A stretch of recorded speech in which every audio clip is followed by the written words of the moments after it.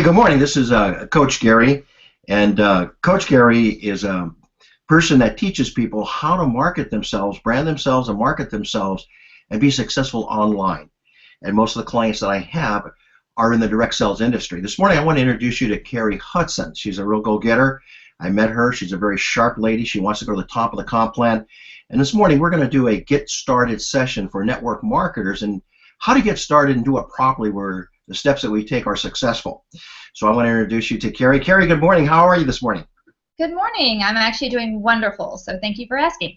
All right. Well, I'm going to ask you a couple questions to start off. One of the things that I find when I'm helping people or mentoring people at your level, I find that if they can find a niche in the market that they're really passionate about and market to that niche, they're more successful. A lot of times, I'll give you an example. A lot of times people come to me and they go, well, Gary, I just want to help people make money.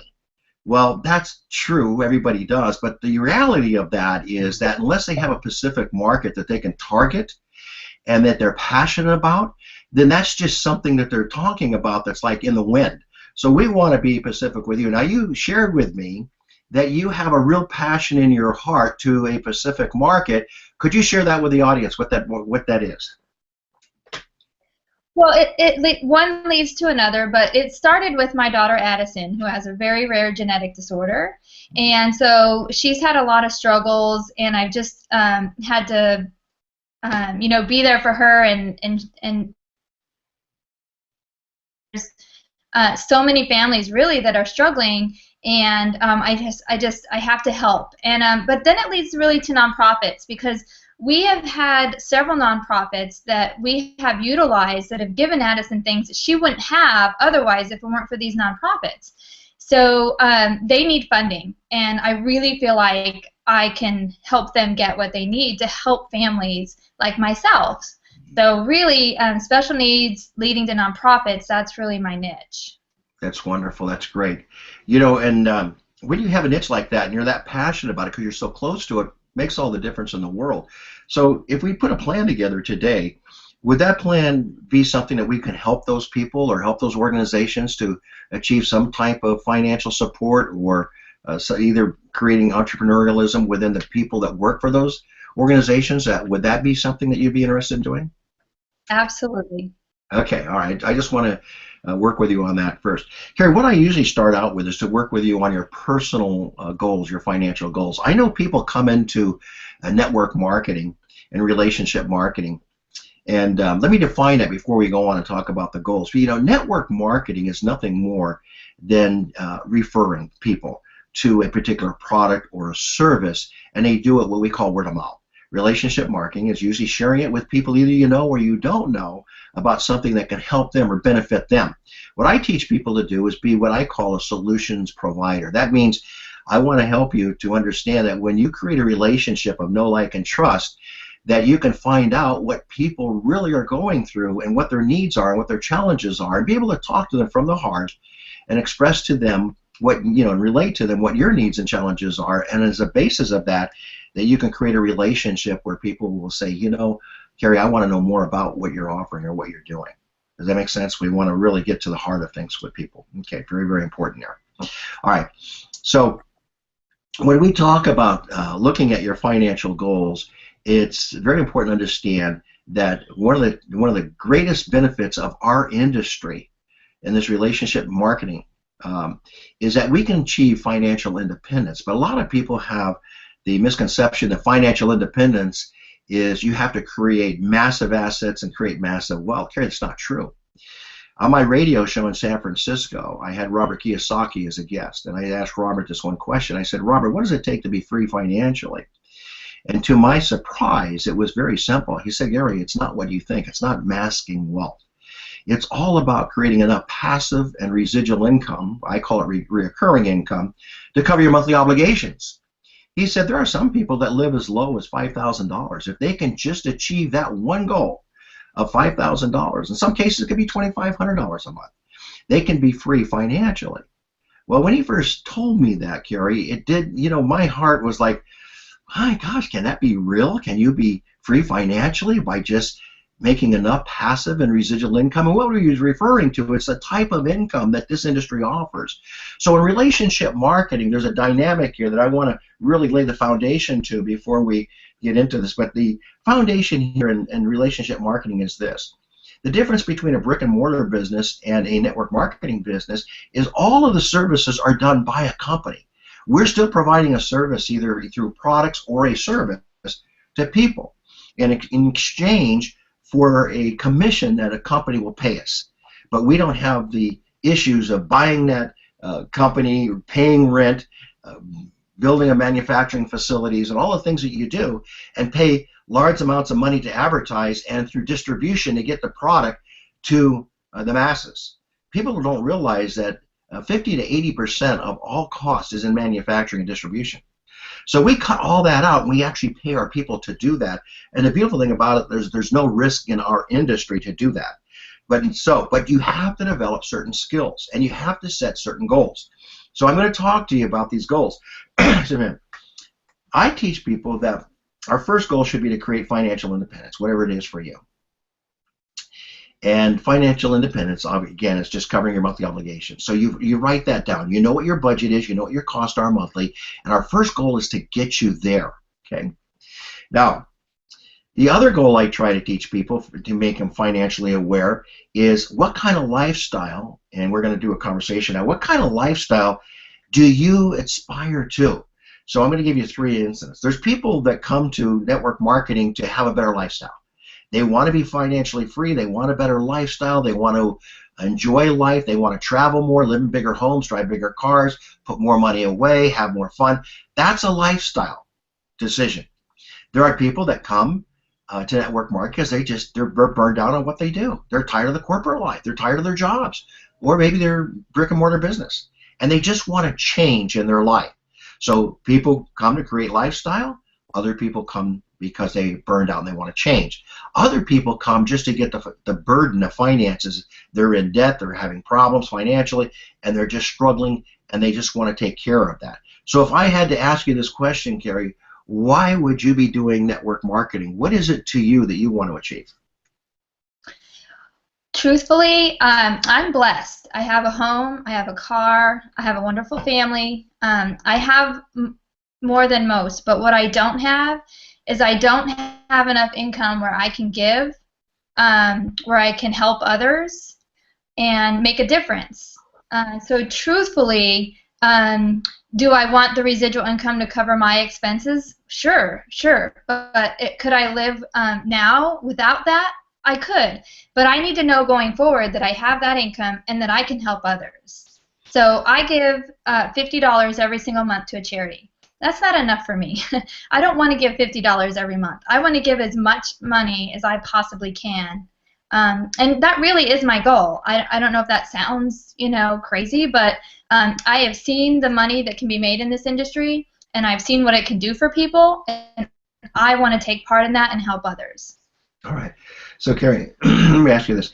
Let's look at your financial situation here, and then let's look at what we're going to do to achieve those goals, because that's going to be the basis of developing any strategies that we're going to work with you to achieve, because that's important to you. That's your affinity. That's your purpose. That's what's driving you and making you passionate. So in that case, if I said that I always give these guidelines financially, since I'm a financial guy, you want to live at 50-60% of your income, and then you want to put 10% away for fun. You got to have fun, and 10% away for rainy days, and 10% away for your financial future, right? You want to make those investments, and then 10% into whatever, or it could be 15 or 20%. But once you write down your financial goals as to where you want to live, define that lifestyle that you want, and obviously we want to replace it with residual passive income, how much you want to give away, how much you want to put away for a rainy day, put away from your future, have fun, and so forth. So what you want to do is come up with a number that makes sense to you. That could be $10,000 a month. Know what $10,000 a month does for you and what you want to do. Know what $20,000 a month does. Know what $20,000 a week does for you. So define your overall income that you want to achieve. And what we're going to do is lay out a plan over time to achieve that income. And we're going to write that in a personal journal. Now, I always recommend this, and I know we talked about this, but I have a journal, where people can see this. I have a leather journal that I write those goals in. And those journal is so important to journal what you do and to those goals, and then create your affirmations to review them every day. That's what keeps you on track. You have yours. It's here. I swear it's here. I know you have it, but just keep that in mind. Everything we're going to do today, you're going to write in a journal.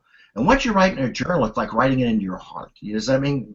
And when you're mentoring other people, teach them the importance of having this, what I call this pre-conversation about what they want, where they want to go, and how important it is, and to journal that and get affirmations towards that, okay?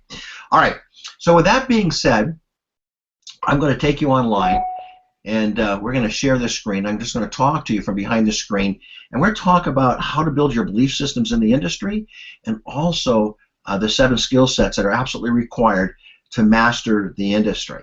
All right, and keep this in mind. We teach that in our industry, 10,000 hours get you to the mastery level. So a lot of people don't realize that. They think that we're going to get in, we're going to make a lot of money, get rich. No, that's not true. No businesses do that. You have to master the skill sets, you have to believe in what you're doing, and you have to instill that in other people. So I'm going to walk you through that right now. Okay, here we go. Ready? Yes. Okay. Let me see if I can find you right here. Okay. I think I got you right here. Uh-oh. Let's see what I got here. I should have this right here. Come on, I should have it over here. All right, let me go right here and see if this does it.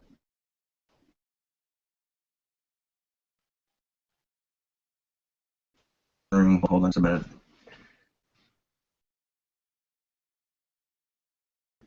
So I'm going to bring this down here, and I got you here, but I really want you. Okay, Carrie, can you see the Building the Beliefs PowerPoint? Let's see. Can you see that on your screen? No, I see your Google page is what I see. All right, hold on a minute. Okay, we can correct that real quick here. Hold on. Okay, we're going to stop screen sharing, and we're going to re-screen share here a minute. Okay, hold on just a minute. Okay. All right, here we go. Let's screen share again. There we go. There's the right one. Okay, hold on just a minute. All right, let's go down here. Okay.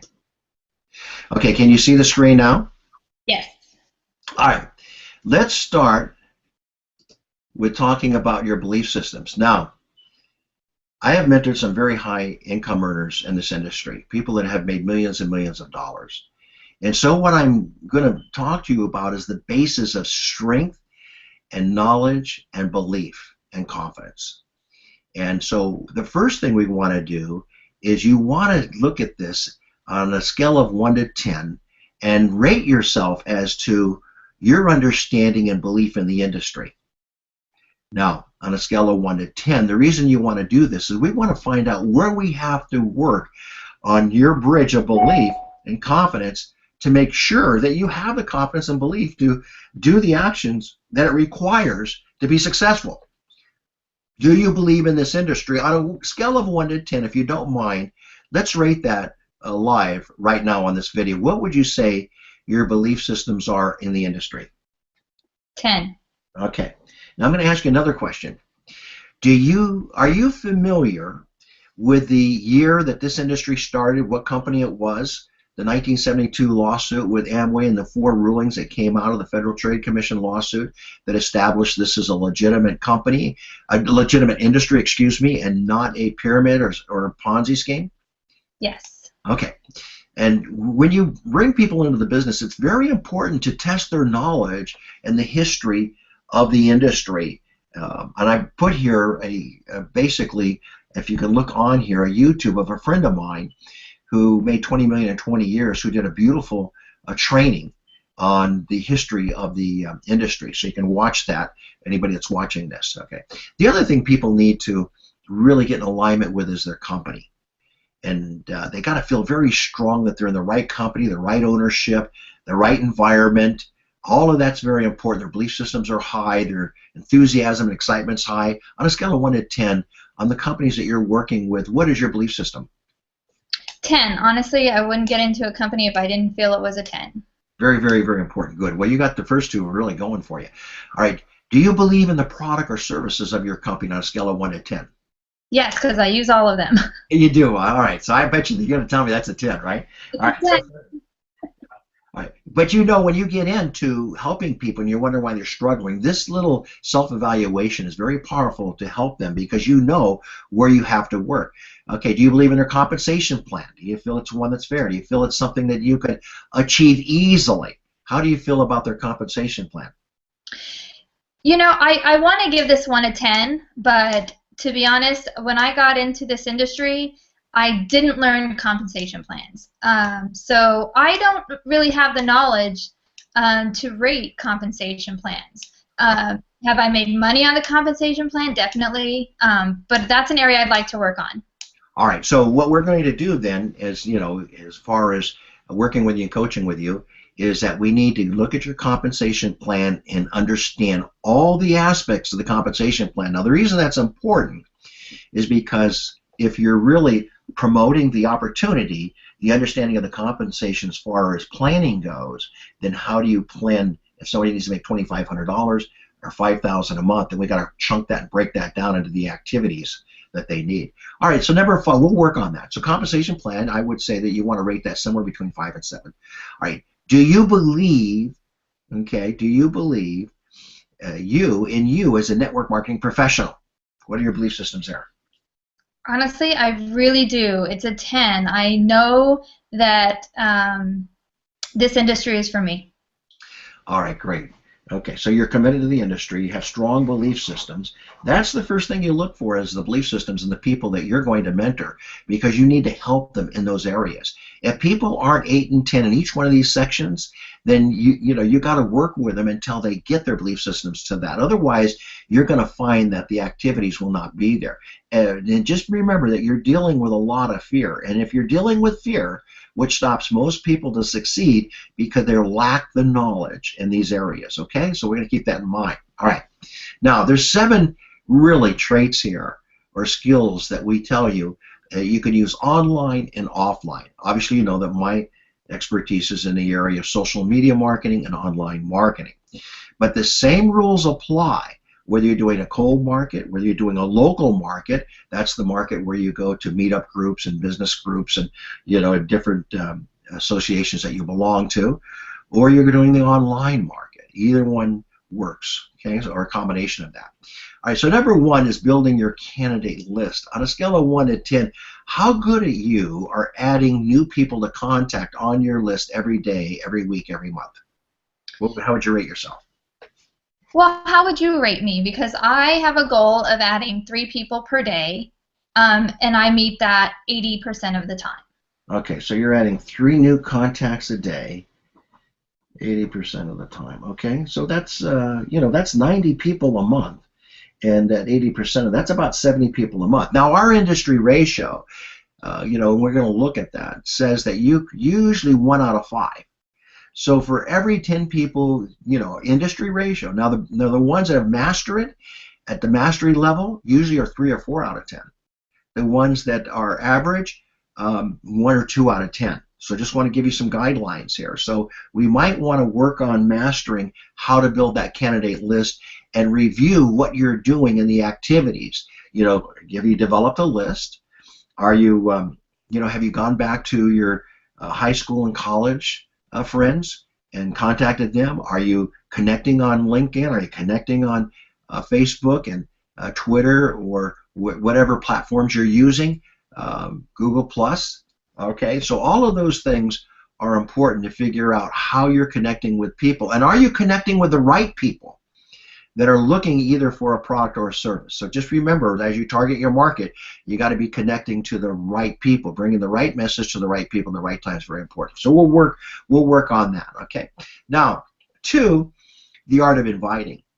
How do you feel, and how would you rate yourself as to how you invite people to look at your opportunity or your product or service? Well, I definitely say I've gotten better at that over the last year. Okay. But I would still put that as a little bit lower, something that needs to be worked on. I kind of have tried a lot of different things, so I haven't really found the right one for me. So.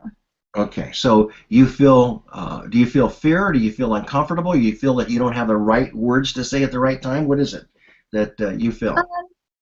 I think it's more, I guess it could be sort of put in the fear category. I honestly just don't want to appear like I'm spamming someone, or, that relationships are actually really important to me. So I want that above anything else. And so finding the right time to bring something up, that's where the fear part comes in, isn't it? Yeah. So All I'm right. not as direct as I'd like to be.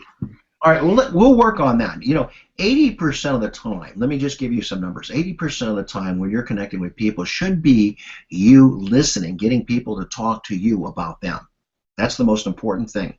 10% of that time should be about you relating. In other words, as you develop the conversation, you can control the conversation by doing open-end questions and by asking questions. So, do you live around here? What do you do for a living? What do you do for fun? What challenges do you have? What challenges would you like to resolve? If you could snap your finger and have the perfect life, what would it look like?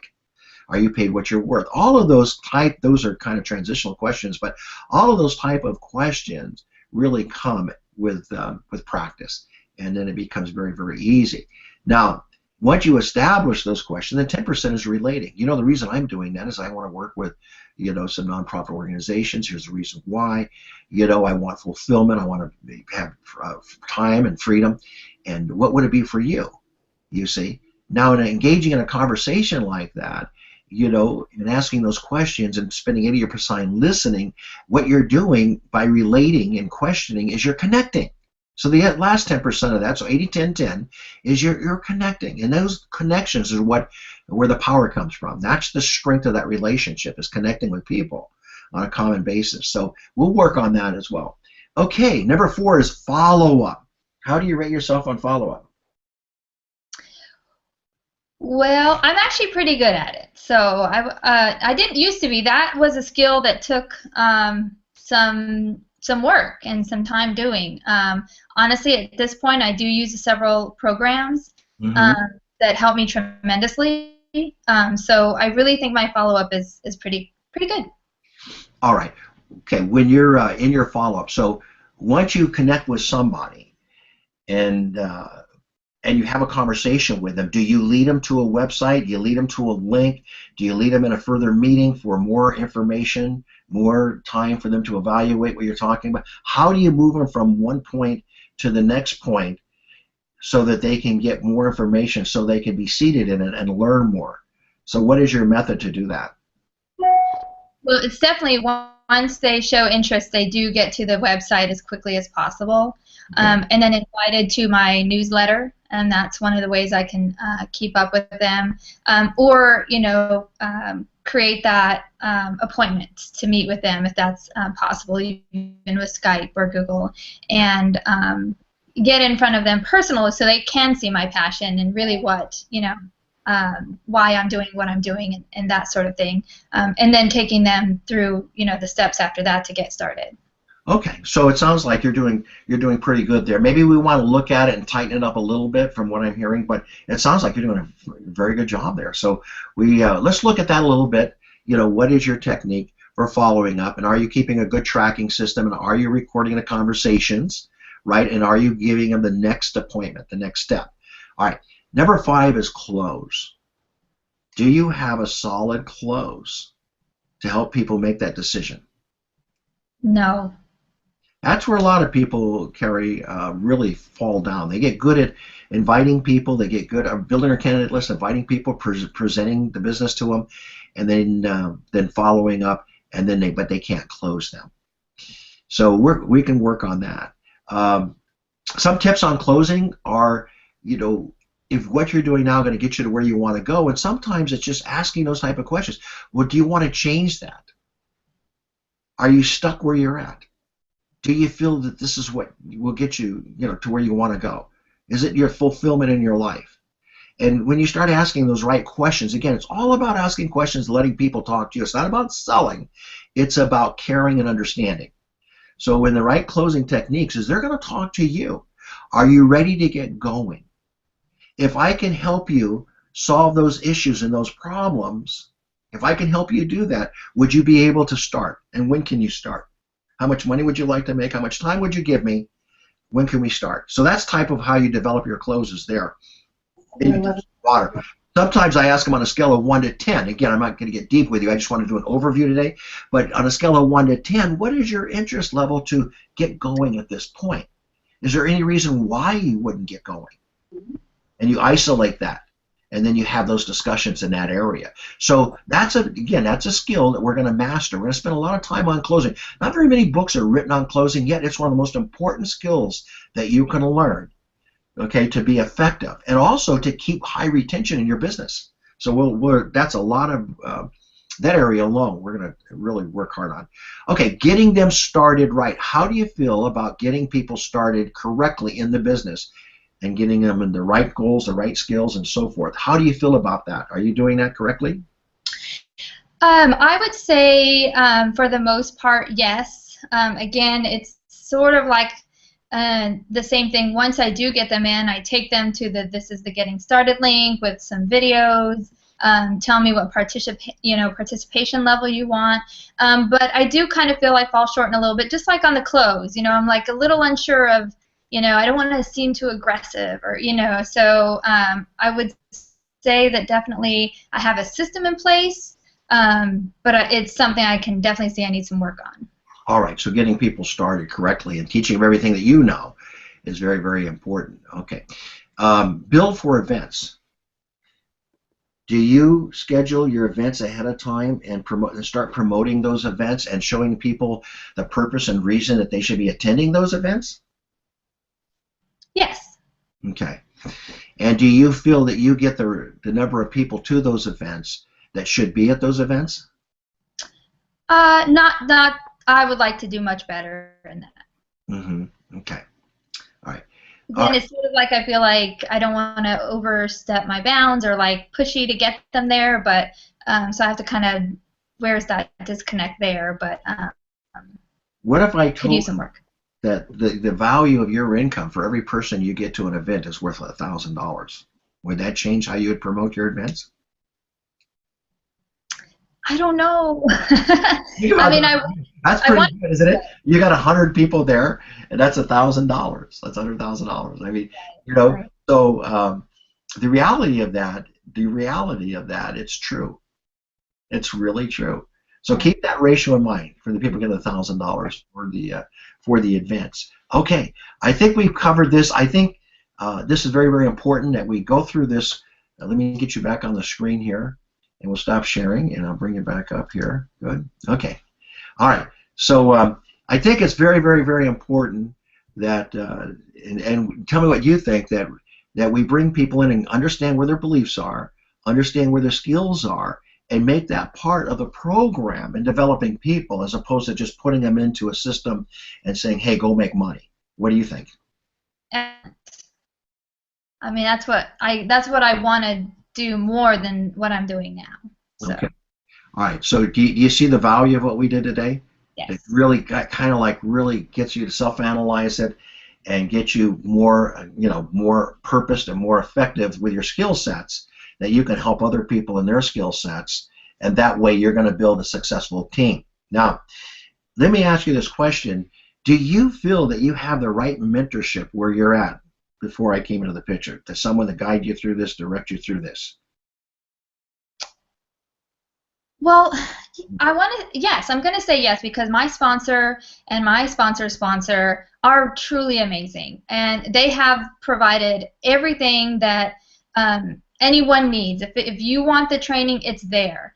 But for some reason, something is lacking, and already working with you has filled that. So I didn't realize, it's not to their fault. Maybe it's my fault. Maybe I didn't.